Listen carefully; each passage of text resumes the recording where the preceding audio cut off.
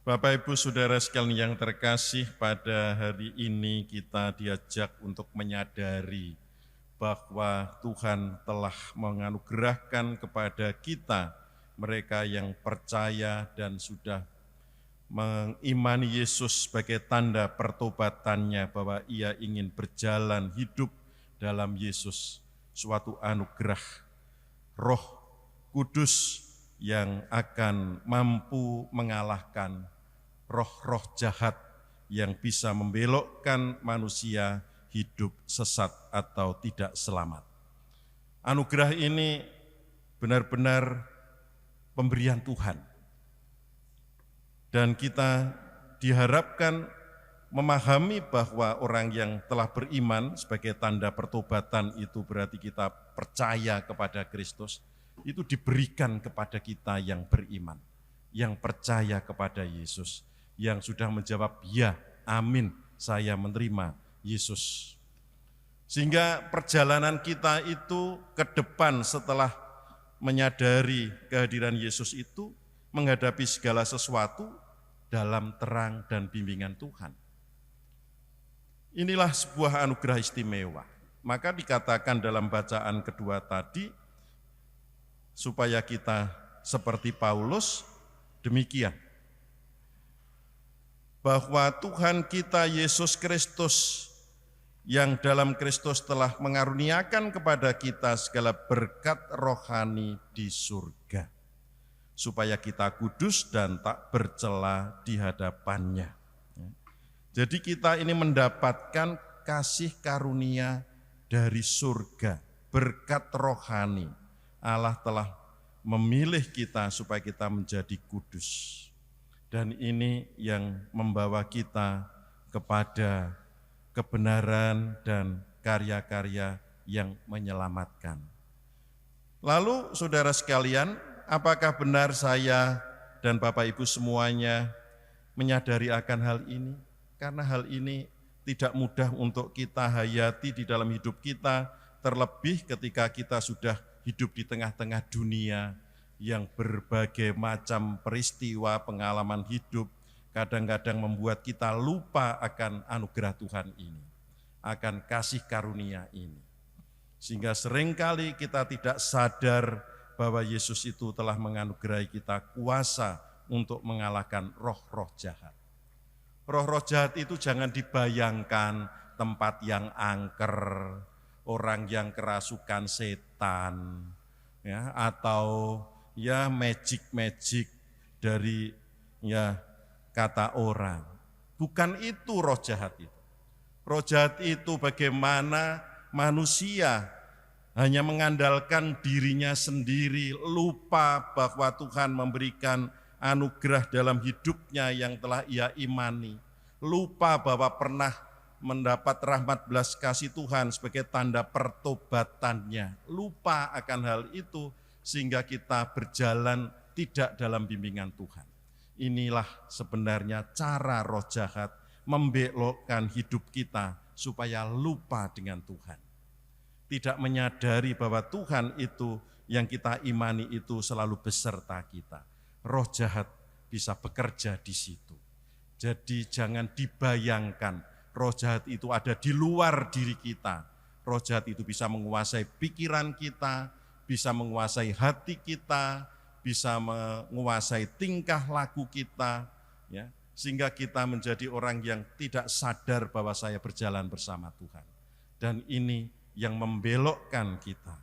Maka saudara sekalian, hari ini Yesus mengingatkan kita dan Paulus juga mengingatkan kita bahwa kita semua telah diberi anugerah istimewa untuk mengalahkan roh jahat. Bahkan tadi dikatakan bahwa roh itu membuat orang bisa hidup baik, bekerja sama dengan orang lain. Yesus mengutus 12 murid tadi untuk pergi berdua-dua, tidak hidup sendiri. Minimal di dalam keluarga, rumah tangga ada 2 pribadinya, suami istri.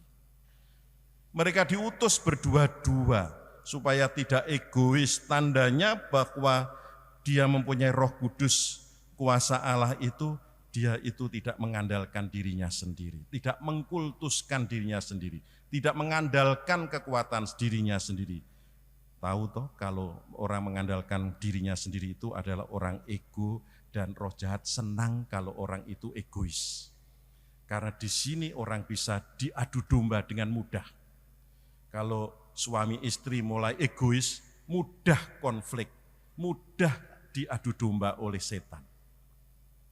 Demikian juga di dalam perutusan-perutusan, dimanapun kita diutus, tandanya berdua itu mau hidup bersama, mau hidup berkomunitas, mau hidup menghargai kerjasama dengan yang lain, tidak mengandalkan dirinya sendiri. Itu adalah hakikat hidup murid Yesus sebagai gereja kecil, umat beriman. Ya, ini tandanya, kalau saya sudah tidak mampu hidup bekerja sama, hati-hati. Rambu-rambu itu sudah mulai kuning warnanya, mudah-mudahan tidak merah. Karena sudah merah, roh jahat sudah bekerja. Ya, sudah banyak contoh-contoh kehidupan bersama itu dihancurkan oleh ego, sehingga hidup itu menjadi terpecah belah. Lalu berikutnya saudara sekalian yang terkasih, orang yang mengandalkan kuasa Tuhan itu tidak mengandalkan bekal duniawi. Tadi disebutkan di situ oleh sabda Tuhan, mereka tidak boleh membawa banyak bekal dalam perjalanan, bahkan makanan pun tidak boleh berlebihan, uang juga tidak boleh berlebihan, dan mereka harus memakai sesuatu yang sederhana. Baju pun tidak boleh berlebihan, dikatakan di sini, memakai 2 baju pun tidak boleh. Ini sebenarnya simbol-simbol kesederhanaan. Sudah sering toh Bapak Ibu kalau ada acara reuni, pesta, acara syukuran, bingung mencari baju ya. Seragamnya apa? Itu sudah pernah saya pakai. Harus beli yang baru, harus beli yang baru. Seolah-olah kalau pakai baju 2 kali itu malu. Kesannya enggak pantas. Siapa yang bilang itu? Diri sendiri. Tuhan Yesus tidak pernah bilang seperti itu. Betapa dunia ini membelokkan kita menjadi pribadi yang seringkali itu ingin nampak wah, ingin mewah, ingin kesannya selalu mengikuti godaan-godaan yang terkini, selalu pakai sesuatu yang berlebihan, memaksakan diri. Penampilan dipaksakan untuk hebat, tetapi tanggung jawab menghargai martabat manusia kurang. Ini bahaya.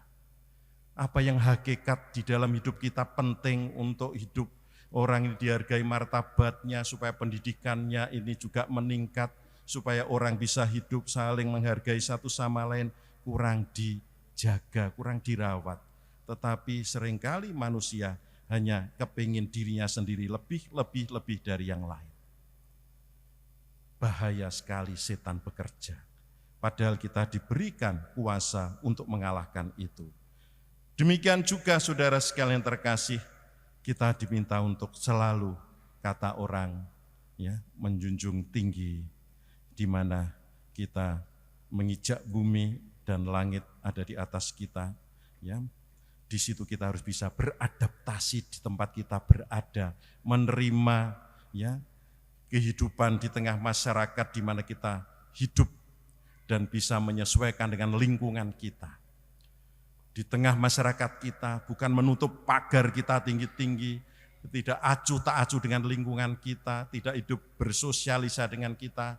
Kita harus bisa membuka hati kita ketika tetangga kita, sesama kita, tempat kita bekerja, tempat kita hidup, tempat kita tinggal itu mengalami sesuatu yang membutuhkan hati kita, kehadiran kita. Hidup di kota Surabaya, banyak orang tidak mengenal satu sama lain. Sesama umat Katolik pun kadang tidak mengenal. Itulah pentingnya hidup berlingkungan. Itulah pentingnya hidup ber-RT RW. Itulah pentingnya berhidup kita mengenal satu kampung, satu gang, satu daerah. Jangan kita merasa saya tidak butuh mereka. Lihat mereka, buka hati kita. Apakah Tuhan itu sungguh-sungguh kita hadirkan di tengah-tengah kehidupan kita yang paling dekat dengan kita. Maka saudara sekalian yang terkasih, Yesus menyarankan, kalau kamu pergi dan kamu diterima di tempat itu, tinggallah di situ, hiduplah di situ. Seandainya kamu tidak diterima di situ, jangan pernah ada rasa dendam, benci di hatimu. Maka kebaskan debu yang di kakimu, supaya tidak ada dendam, dengki, apa yang jahat kita balas dengan kejahatan. Itu artinya kita harus benar-benar menghadirkan rahmat belas kasih Tuhan. Saudara-saudara yang terkasih, inilah ya, yang dianugerahkan oleh Yesus kepada kita sebagai orang yang percaya. Maka disebutkan di situ, pergilah para murid, memberitakan kepada semua orang supaya bertobat. Mereka banyak mengusir setan, mengoles banyak orang sakit dengan minyak, dan menyembuhkan mereka. Berkat Tuhan hadir di tengah-tengah orang banyak karena utusan-utusan Tuhan yang telah percaya itu menghadirkan rahmat belas kasih Tuhan. Saudara sekalian, anugerah itu ada dalam hati Anda, ada dalam iman Anda, bahwa Tuhan Yesus selalu menyertai kita dan memberikan kepercayaan kepada kita, mengutus kita supaya kita menghadirkan berkat ini untuk semua orang. Tuhan memberkati.